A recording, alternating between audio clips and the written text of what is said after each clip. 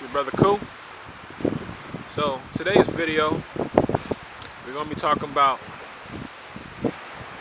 the higher self. Alright, fifth dimension, which is the ground level for higher beings.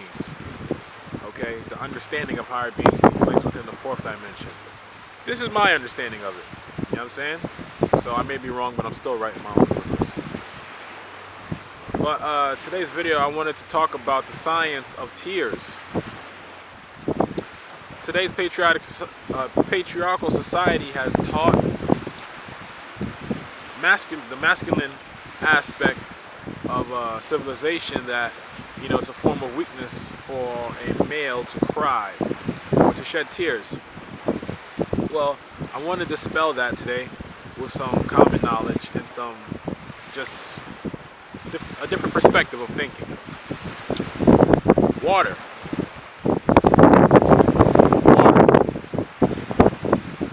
holds the most memory of any element in existence. Water holds memory. Alright? What do we cry? I mean, you know what I'm saying? When we cry, what are we releasing? Water, because we're majority water, right? So now, since we know that water holds the most memory, okay, what's taking place when people are crying? When you're crying, now remember, people cry when they're happy and people can cry when they're sad. So let's hit the happy one first. Let's knock that one right out the park. When people cry when they're happy, the reason that they're crying is because they've reached a plateau that they've visualized within their third eye or within their mind's eye, and they actually manifested it and actualized it. So at that point, that experience, that moment of actualizing that moment in real time caused the influx of water to want to come out of the joy of actually bringing the left side and the right side brain of that manifestation into existence. All right. So when someone cries when they're happy, yes, they do have memories. They are releasing those memories, those happy memories of the hard work they put into constructing or you know, whatever path or journey they've been on to get to that moment that they visualized at first.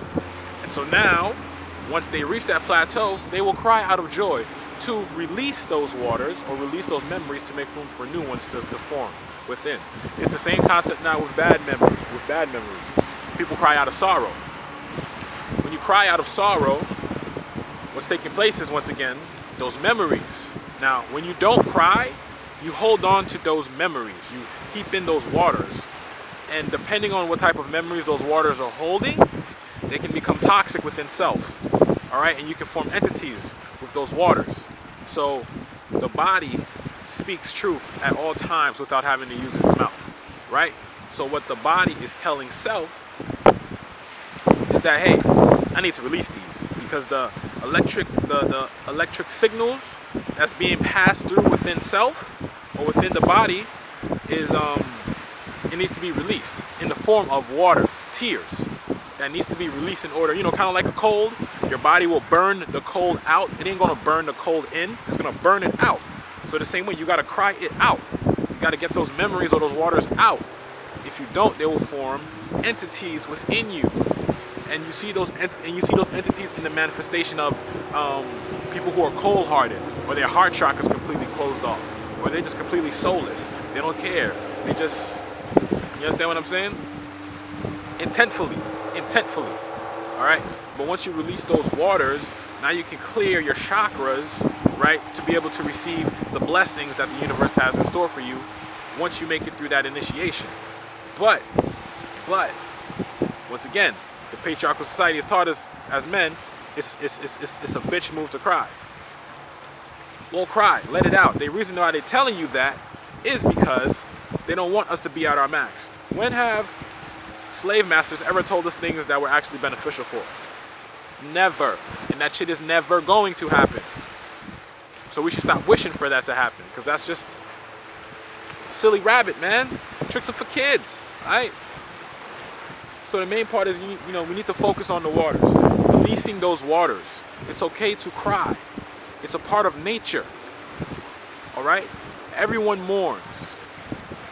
The question is, what do you do after you mourn? Are you ever going to be done mourning? Are you ever going to continue with your life and use that energy or use that experience to be able to connect with other people who've gone through similar experiences.